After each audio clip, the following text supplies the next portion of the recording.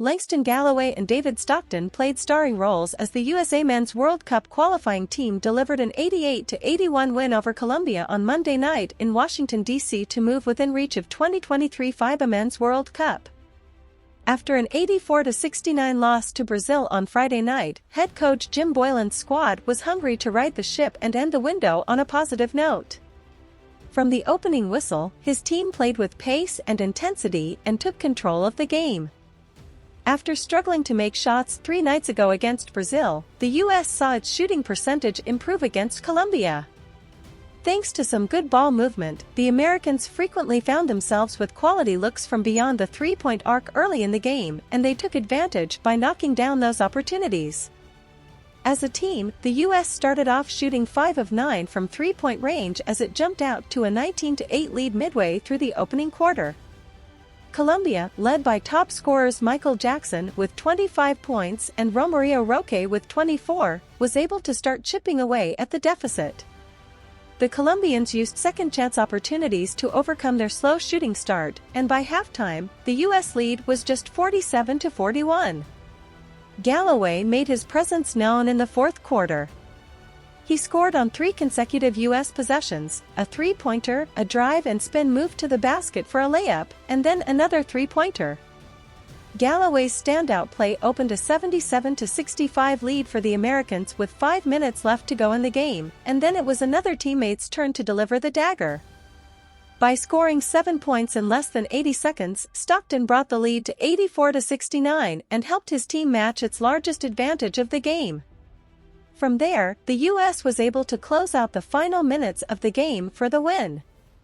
For the second consecutive game, Galloway led the U.S. in scoring, finishing with 23 points.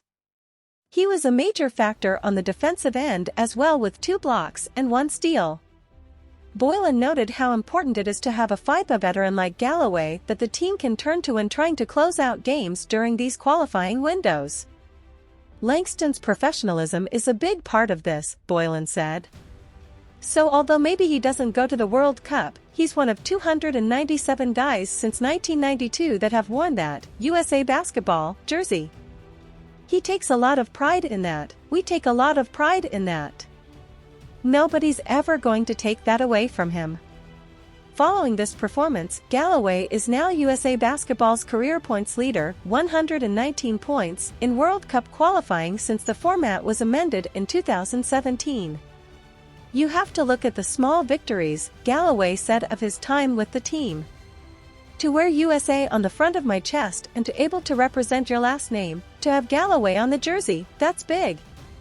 I can tell my kids, my grandkids.